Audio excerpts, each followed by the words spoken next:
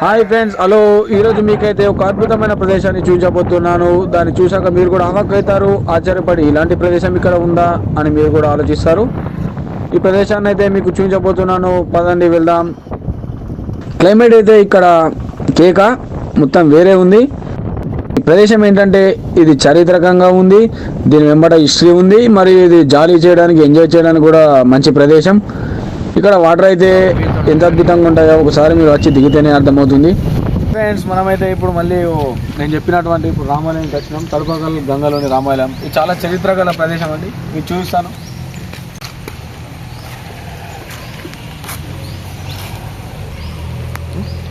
అయితే మొట్టమొదలు ఈ తడపగల్ అనే విలేజ్కి ఈ పేరు ఎలా వచ్చింది? అయితే శ్రీరాముడు వనవాసంలో ఉన్నప్పుడు సీతాదేవితో కలిసి ఇటు వనవాసానికి వస్తున్నప్పుడు ఈ గోదావరి నది తీరం నుండే వచ్చి ఇక్కడ కొన్ని రోజులు ఇక్కడనే నివాసం ఉన్నాడు. అయితే ఆయన ఉండడానికి ఇక్కడ తాటిపాకలతో ఒక గుడి అనేది వేసుకొని ఇక్కడ కొన్ని రోజులు నివసించిండు. కాబట్టి తాటిపాకల పేరు మీదుగా తడపాకలు అని చెప్పి పేరు వచ్చింది. ఇదే శ్రీరాముల వారి గుడి.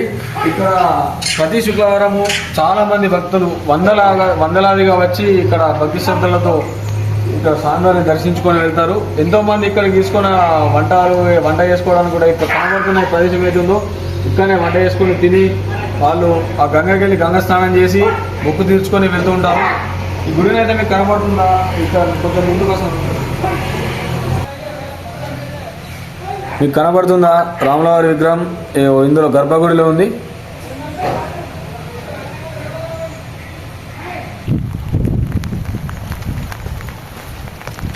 ఇక్కడికి వచ్చేటప్పుడు అయితే కొంచెం చూసుకొని నడవండి. ఎందుకంటే ఈ వర్షం చల్లగా పడ్డప్పుడల్లా నాగరాజులు అందరూ వెకేషన్కి వస్తారు. ఏదో బండలు వాళ్ళంతా బయట తిరుగుతారు ఫ్యామిలీలు వేసుకొని. చూసుకొని నడాలి కొంచెం.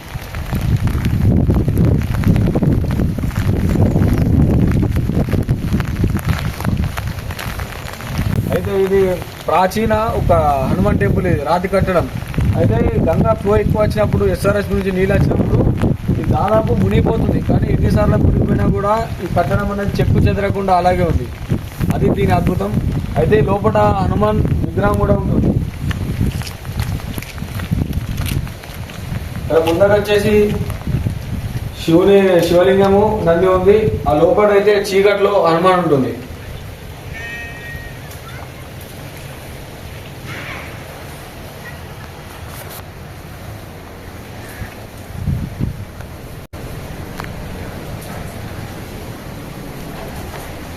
ఇక్కడికి వచ్చి చాలా మంది భగవంతుని దర్శించుకొని వెళ్తూ ఉంటారు. ఇది చాలా ప్రాచీన కట్టడం కావడం వల్ల ఇది సందర్శకుల్ని కూడా ఆకర్షిస్తుంది. మన దక్షిణంలో గోదావరి నదిని అందరూ గంగా అని పిలుస్తారు. అది ఎందుకు అంటే దక్షిణ దిశగా వచ్చినటువంటి గంగా ప్రవాహం అనేది మళ్ళీ ఉత్తర దిశగా ప్రవహిస్తుంది. కాబట్టి దీన్ని మనం గంగా అని పిలుస్తాం. అయితే మీకు అప్పుడు చెప్పినటువంటి శ్రీరాముడు ఇక్కడ స్టే అని చెప్పారు కదా. అయితే ఆయన పాదాలు కూడా మనకి ఇక్కడ కనబడతాయి. చూస్తానండి.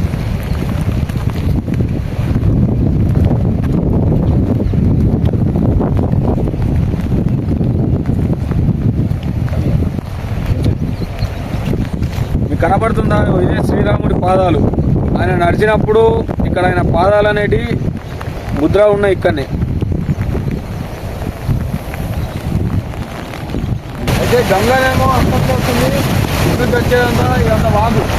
గంగా ప్లస్ వాగు ఎన్నో సమ్మేళనం అవుతాయి. కానీ అందరూ అనే విషయం ఏంటంటే గంగా మరియు వాగు కలుస్తున్నా కూడా కలవదట. ఈ రెండు సంబంధమైన ఆ నీళ్ళలో గ్యాప్ ఉంటుంది. అందుకే ఇక్కడ వాటర్ వచ్చేసి కలర్ చేంజ్ ఉంటుంది. ఆ వాటర్ ఏమో వైట్గా ఉంటుంది. ఇందులో ప్రత్యేకత ఏంటంటే వేరే గంగలో గంగ అనేది ఆ దక్షిణ దిశగా వచ్చినటువంటి గంగ తూర్పు దిశకు ప్రవహిస్తుంది కదా. కాబట్టి ఈ ప్రత్యేకతకు మళ్ళీ ఇక్కడ ఉన్నటువంటి చరిత్రక కట్టడం మళ్ళీ రాముడి యొక్క నివాసం వల్ల ఎంతోమంది ప్రజలు వందలాదిగా వేలల్లో వచ్చి ఇక్కడ గంగా స్నానాన్ని చేసుకొని వెళ్తారు. ఇంకోటి ఏంటంటే పుష్కరాలలో ఇక్కడ చాలా లక్షలాదిగా ప్రజలు వస్తుంటారు. ప్రతిదే పుష్కరాలు జరిగిన రోజులన్నీ కొన్ని లక్షల్లో ప్రజలు ఉంటారు. మనకి ఇక్కడ ఎంతోమంది అసలు నడవడానికి కూడా ఛాన్స్ ఉండదు. అంతగా అన్ని లక్షల్లో ప్రజలు వస్తుంటారు. ఈ గంగకు చాలా చరిత్ర మరియు చాలా అందంగా ఉంది. చూడండి, ఈ గుట్టలు అనేది చాలా అందంగా ఉంటుంది. గంగా అందాన్ని చూడాలంటే మీరు కంపల్సరీ ఇక్కడికి రావాల్సి ఉంటుంది. ఇక్కడ వచ్చినప్పుడు ఇదంతా చూసుకునేదండి. అటువైపు ఉండేది మొత్తం అది అడవి ప్రాంతం ఉంది. దాన్ని కుర్రు అంటారు. అందులో చాలా జంతువులు ఉంటాయి. అందమైన నెమళ్ళు కూడా సాయంత్రం మనం మస్తు నీళ్ళు తాగడానికి వచ్చి అవి అరుస్తూ ఉంటాయి. ఆ శబ్దాలు కూడా మనకు వినసొంపుగా ఉంటుంది. చుట్టూ చూడండి గంగా అంతా బండరాతితోనే ఉంటుంది. కానీ నడిచే ముందు జాగ్రత్త బాబు, మళ్ళీ పడితే మాత్రం నాకు తెలీదు, కాలు విరిగే ఛాన్సెస్ కూడా ఉంటాయి.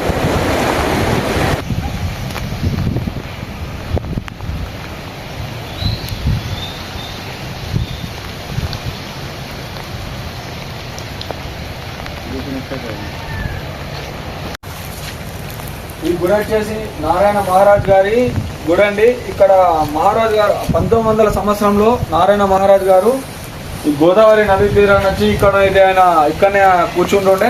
అయితే చాలామంది భక్తులు కూడా ఇక్కడనే ఆయనని సందర్శించడానికి వచ్చేవారు. అయితే నారాయణ మహారాజ్ గారు ఆయన ఉన్నప్పుడు కొంతమంది కష్టాలు ఉన్న ప్రజలు తినడానికి మాకు తిండి లేదు, బియ్యం కూడా లేవు, ఎట్లా మహారాజ్ అంటే ఆయన అంటూనేట, ఆ గంగల అడుక్కు మొత్తం బియ్యమే ఉన్నది, తీసుకపోరావా అంటే నేను సంచితో కానీ ఉసుకే ఇట్లా నింపితే బియ్యం అవుతున్నాయట. మళ్ళీ మాకు నూనె లేదంటే ఆ నూనె అంతా గంగల వాడుతుంది కదా, అది తీసుకపోరా అంటే అది నూనె ప్లస్ నెయ్యి అవుతున్నాయట. అంటే ఆయన మహత్యం అలా ఉండేది మహారాజ్ గారిది. అయితే ఆయన వచ్చేసి 1955లో 15వ తారీఖు 9వ నెలలో ఇక్కడ సమాధి అయ్యారు. ఇది ఆయన జీవ సమాధి అయినటువంటి డేటు. అయితే ఈ విగ్రహం ఏదైతే ఉందో ముందు ఇక్కడ విగ్రహం ఉండేది కాదు, ఆయన జీవ సమాధి అయ్యాడు. జీవ సమాధి అయిన తర్వాత ప్రతి సంవత్సరం ప్రతి ఏటా ఈ సమాధిని ఆ డబ్బాలో ఉండే, అయితే తెరిచి చూస్తే ఆయన ఎలా పడుకున్నాడో అలాగే ఉండేవారు.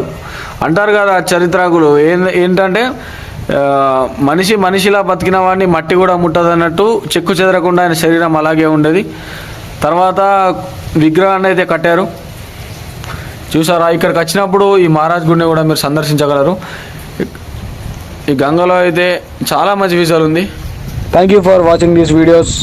మరిన్ని ఇలాంటి వీడియోస్ కావాలంటే కింద కామెంట్ చేయండి, సబ్స్క్రైబ్ చేయడం మర్చిపోకండి.